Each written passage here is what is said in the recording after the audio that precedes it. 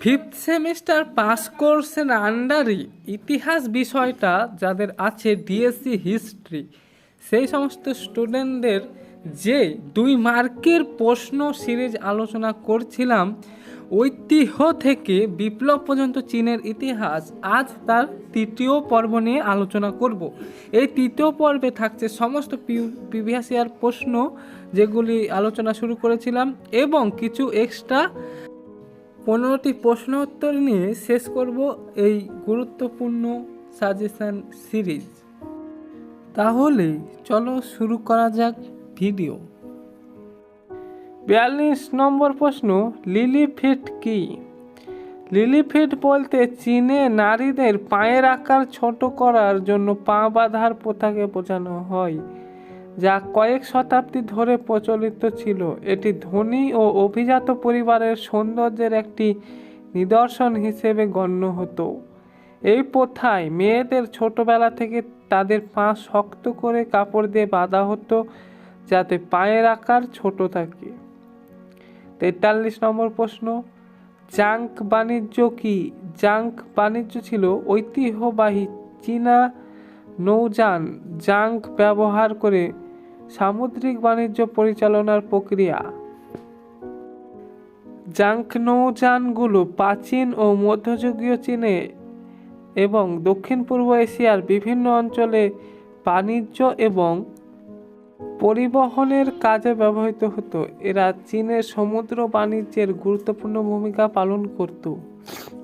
44 নম্বর প্রশ্ন, নিকো কি? নিকো হলো চীনের একটি প্রাচীনকালের একটি গোপন সরকারি বিভাগ, যা সম্রাটের ব্যক্তিগত প্রশাসন এবং তার নিকটস্থ বিষয়গুলো পরিচালনা করত। এটি মাঞ্চু শাসনের সময় এবং গুরুত্বপূর্ণ ভূমিকা পালন করেছিল। 45 নম্বর প্রশ্ন, হপ্প কারা? হপ্প ছিল চীনের ক্যান্টন বন্দরের শুল্ক কর্মকর্তা বা রাজস্ব সংগ্রাহক। তারা সম্রাটের প্রতিনিধি হিসেবে কাজ করত এবং বিদেশি বণিকদের কাছ থেকে কর সংগ্রহের দায়িত্বে ছিল। লিন দ্য ব্লু স্কাই নামে কে পরিচিত? উত্তর হবে লিন দ্য ব্লু স্কাই নামে পরিচিত ছিলেন লিন জেসু। তিনি 19 শতকের চীনের একজন বিখ্যাত রাজনীতিবিদ এবং সামরিক কর্মকর্তা ছিলেন, যিনি আফিমের বিরুদ্ধে কঠোর পদক্ষেপ গ্রহণ করেছিলেন। তার আফিম বিরোধী কার্যকলাপ দ্বিতীয় আফিম যুদ্ধের অন্যতম কারণ হিসেবে গণ্য করা হয়। কনসেশন কি? অ্যান্সার হয়ে যাবে, কনসেশন বলতে চীনের বিভিন্ন বন্দর নগরীতে বিদেশি শক্তির দ্বারা নিয়ন্ত্রিত বিশেষ অঞ্চলগুলোকে বোঝানো হয়। এই অঞ্চলগুলোতে বিদেশি শক্তির আইন এবং শাসন প্রযোজ্য হতো এবং চীনের অধিকার সীমিত ছিল। 1842 সালের প্রথম আফিম যুদ্ধের পর বিভিন্ন বাণিজ্য চুক্তির মাধ্যমে চীনকে কনসেশন দিতে বাধ্য করা হয়। পরবর্তী প্রশ্ন, মেনসিয়াস কে ছিলেন? মেনসিয়াস ছিলেন প্রাচীন চীনের একজন মহান দার্শনিক এবং কনফুসিয়াসের অন্যতম শিষ্য। তিনি কনফুসিয়াসের নীতিগুলোকে আরও বিকশিত ও জনপ্রিয় করে তোলেন এবং মানব প্রকৃতি নিয়ে তার দার্শনিক চিন্তাভাবনা প্রভাব বিস্তার করে। সুংলি ইয়েমেন কে ছিলেন? সুংলি ইয়েমেন ছিলেন পররাষ্ট্র দপ্তর বা বিদেশি সম্পর্ক বিষয়ক মন্ত্রণালয়, যা চিং সাম্রাজ্যের সময় প্রতিষ্ঠিত হয়েছিল। বিদেশি শক্তির সাথে কূটনৈতিক ও বাণিজ্যিক সম্পর্ক রক্ষা করার জন্য এই দপ্তরটি দায়িত্বপ্রাপ্ত ছিল। 50 নম্বর প্রশ্ন, জু চিয়াং কি ছিল? জু চিয়াং হল চীনের দক্ষিণাঞ্চলের একটি প্রধান নদী, যা পাল নদী নামেও পরিচিত। এটি দক্ষিণ চীনের অন্যতম দীর্ঘ নদী এবং অববাহিকায় গুয়াংজু এবং হংকং সহ বিভিন্ন গুরুত্বপূর্ণ শহর অবস্থিত। হে ডক্ট্রিন কি? হে ডক্ট্রিন বলতে 1900 সালে চীনের পররাষ্ট্রমন্ত্রী হে শিওচেন এর প্রস্তাবিত একটি নীতিকে বোঝানো হয়। এই নীতি অনুযায়ী চীন এবং বিদেশি শক্তিগুলোর মধ্যে যুদ্ধ বা বিরোধ না করে শান্তিপূর্ণভাবে বাণিজ্যিক ও কূটনৈতিক সম্পর্ক বজায় রাখার পরামর্শ দেওয়া হয়। তুং মেং হুই কে গঠন করেছিলেন? তুং মেং হুই গঠন করেছিলেন সান ইয়ত সেন 1905 সালে। এটি ছিল একটি বৈপ্লবিক সংগঠন যার মূল লক্ষ্য ছিল চিং সাম্রাজ্যের পতন ঘটিয়ে চীনে প্রজাতান্ত্রিক সরকার প্রতিষ্ঠা করা। চিয়াং কাই শেক কে ছিলেন? চিয়াং কাই শেক ছিলেন চীনের জাতীয়তাবাদী নেতা এবং কুওমিন্টাং দলের প্রধান। তিনি চীনা প্রজাতন্ত্রের প্রেসিডেন্ট ও সামরিক নেতা ছিলেন।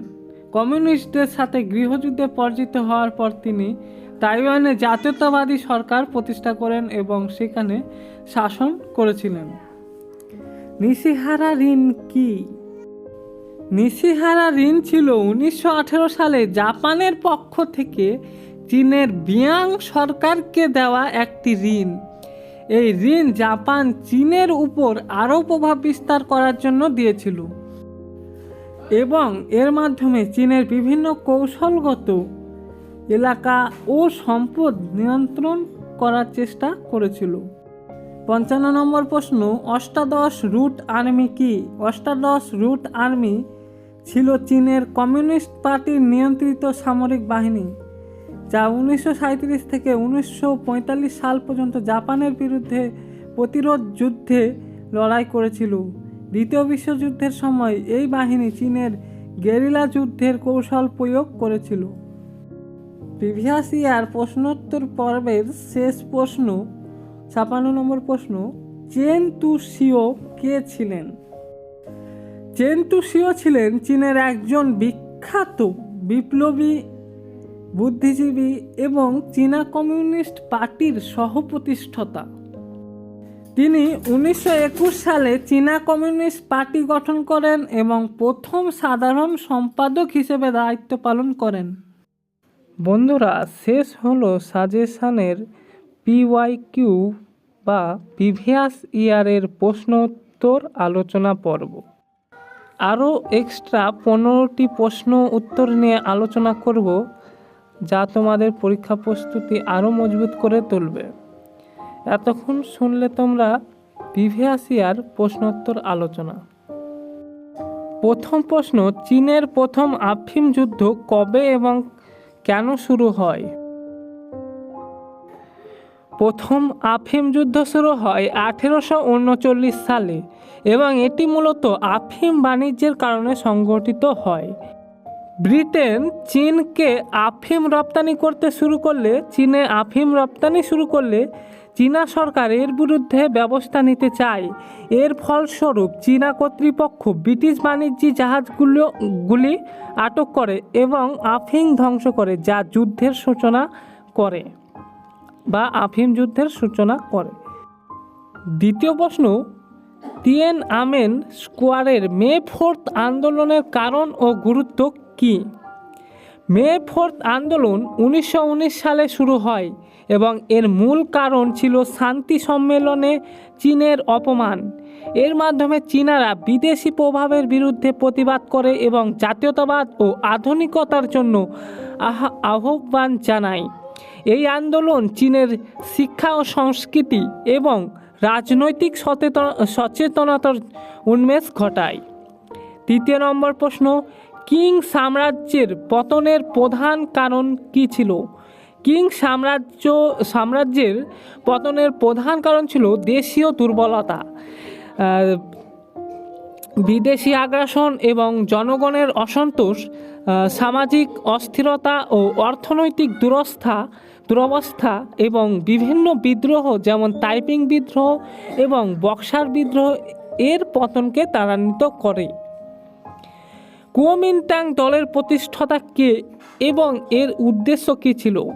কুওমিন্টাং দলের প্রতিষ্ঠাতা ছিলেন সান ইয়ত সেন। এর প্রধান উদ্দেশ্য ছিল চীনের প্রজাতান্ত্রিক সরকার প্রতিষ্ঠা করা এবং চীনের জাতীয়তাবাদী আন্দোলনকে শক্তিশালী করা। তারা চীনের সামাজিক ও অর্থনৈতিক সংস্কারের উপর জোর দিত। চীনের দ্বিতীয় আফিম যুদ্ধের ফলাফল কী ছিল? দ্বিতীয় আফিম যুদ্ধ 1856 থেকে 1860-এর ফলস্বরূপ চীনকে আরও বেশি অসম চুক্তি স্বাক্ষর করতে বাধ্য করা হয়, যার মাধ্যমে পিকিং কনভেনশন অন্তর্ভুক্ত ছিল। এর ফলে বিদেশি শক্তির বাণিজ্যিক ও সাংস্কৃতিক প্রভাব চীনে বৃদ্ধি পায় এবং চীনের সার্বভৌমত্ব ক্ষুণ্ণ হয়। 6 নম্বর প্রশ্ন, তাইপিং বিদ্রোহ কী এবং এর প্রভাব কী ছিল? তাইপিং বিদ্রোহ 1850 থেকে 1868 ছিল চীনে এক বৃহৎ কৃষক বিদ্রোহ, যার নেতৃত্ব দেন হং ঝুকুয়ান। এর প্রভাব ছিল চীনের লক্ষ লক্ষ মানুষের মৃত্যু এবং সাংস্কৃতিক ও অর্থনৈতিক অস্থিরতা সৃষ্টি। এর মাধ্যমে চীনের সমাজে ব্যাপক পরিবর্তন আসে এবং সাম্রাজ্যের দুর্বলতা প্রকাশ পায়। 7 নম্বর প্রশ্ন, মাও সেতুংয়ের নেতৃত্বে লং মার্চ কেন গুরুত্বপূর্ণ ছিল? লং মার্চ মাও সেতুংয়ের নেতৃত্বে কমিউনিস্ট পার্টির একটি ঐতিহাসিক সামরিক অভিযান, যা তাদের অস্তিত্বকে রক্ষা করে এবং দলের ঐক্যকে শক্তিশালী করে। এটি চীনা কমিউনিস্ট পার্টির জন্য একটি গুরুত্বপূর্ণ সাংগঠনিক এবং রাজনৈতিক পরিবর্তন হিসেবে কাজ করে। চীনের 100 ডেজ রিফর্ম কী এবং এর ফলাফল কী হয়েছিল? 100 ডেজ রিফর্ম 1898 সালে শুরু হয়েছিল এবং এর মাধ্যমে সম্রাট কুয়াংশু আধুনিকীকরণের প্রচেষ্টা চালান চীনে। তবে এই সংস্কারগুলো অব্যাহত থাকেনি এবং প্রথাগত শক্তি দ্বারা দমন করা হয়। ফলস্বরূপ চীন আরও বেশি দুর্বল হয়ে পড়ে। 9 নম্বর প্রশ্ন, বক্সার বিদ্রোহ কী এবং এর পরিণতি কী হয়েছিল? বক্সার বিদ্রোহ ছিল বিদেশি প্রভাবের বিরুদ্ধে চীনা জনগণের এক বিদ্রোহ। এর পরিণতি ছিল বিদেশি শক্তিগুলো মিলিত হামলা এবং চীনকে আরও অসম চুক্তি স্বাক্ষর করতে বাধ্য করা। এটি চীনের বিদেশি শাসনের পরিমাণ বাড়িয়ে দেয় বা বাড়ায়। 10 নম্বর প্রশ্ন, চিয়াং কাই শেকের নেতৃত্বে চীনের জাতীয়তাবাদী আন্দোলন কিভাবে পরিচালিত হয়েছিল? চিয়াং কাই শেকের নেতৃত্বে চীনের জাতীয়তাবাদী আন্দোলন প্রচুর সামরিক অভিযান ও রাজনৈতিক কৌশলের মাধ্যমে পরিচালিত হয়। তিনি কমিউনিস্ট পার্টির বিরুদ্ধে কঠোর পদক্ষেপ গ্রহণ করেন এবং চীনের বিভিন্ন অঞ্চলে জাতীয় সরকারের প্রতিষ্ঠা করেন। 11 নম্বর প্রশ্ন, মাঞ্চুরিয়া সংকট কী এবং এর গুরুত্ব কী? মাঞ্চুরিয়া সংকট 1931 সালে জাপানের মাঞ্চুরিয়া আক্রমণের ঘটনা, যা চীনের ব্যাপক অস্থিরতা সৃষ্টি করে। এর গুরুত্ব ছিল এটি চীনের জাতীয়তাবাদী সরকারকে দুর্বল করে এবং দ্বিতীয় বিশ্বযুদ্ধের সময় চীনকে একত্রিত করার জন্য মার্কিন যুক্তরাষ্ট্রের সমর্থন লাভে সহায়ক হয়। 12 নম্বর প্রশ্ন, কমিউনিস্ট বিপ্লবের সময় নিউ ফোর্থ আর্মি কী ভূমিকা পালন করেছিল? নিউ ফোর্থ আর্মি চীনকে কমিউনিস্ট পার্টির একটি গুরুত্বপূর্ণ সামরিক বাহিনী, যা জাপানের বিরুদ্ধে প্রতিরোধ যুদ্ধে ভূমিকা পালন করে। তারা গেরিলা যুদ্ধ কৌশল ব্যবহার করে এবং স্থানীয় জনগণের সমর্থন পায়। 13 নম্বর প্রশ্ন, বেয়াং চক্র কী এবং এটি চীনের রাজনীতিতে কী ভূমিকা পালন করেছিল? বেয়াং চক্র ছিল একটি সামরিক গোষ্ঠী যা 1900 সালে চীনের রাজনৈতিক ক্ষমতা দখল করে। এটি চীনের রাজনৈতিক অস্থিরতা সৃষ্টি করে এবং পরে কমিউনিস্ট পার্টির উত্থানের গুরুত্বপূর্ণ ভূমিকা পালন করে। 14 নম্বর প্রশ্ন, চীনের মে 4th আন্দোলনের প্রধান দাবি কী ছিল? মে 4th আন্দোলনের প্রধান দাবি ছিল বিদেশি শাসনের বিরুদ্ধে বিদ্রোহ, জাতীয়তাবাদ এবং সাংস্কৃতিক ও রাজনৈতিক সংস্কারের আহ্বান। এটি চীনের তরুণদের মধ্যে নতুন চিন্তাধারার উন্মেষ ঘটায়। সান ইয়াতসেনের 3টি নীতি কী ছিল? সান ইয়াতসেনের 3টি নীতি ছিল জাতীয়তাবাদী, বা চীনের জাতীয় স্বার্থে প্রচার। দ্বিতীয়, জনগণের জন্য একটি গণতান্ত্রিক সরকার। তৃতীয় নীতি ছিল জনগণের কল্যাণ, সমাজের সকল স্তরের মানুষের অর্থনৈতিক উন্নয়ন নিশ্চিত করা। এই নীতিগুলো চীনের আধুনিকায়নের মূল নীতি হিসেবে কাজ করে। বন্ধুরা, এই ছিল 2 মার্কের মোট 56টি প্রিভিয়াস ইয়ার প্রশ্ন ও উত্তর এবং আরও এক্সট্রা 15টি প্রশ্ন এবং উত্তর। এবং বন্ধুরা, এই প্রশ্নোত্তর পর্বগুলি তোমাদের পরীক্ষা প্রস্তুতি আরও মজবুত করে তুলবে।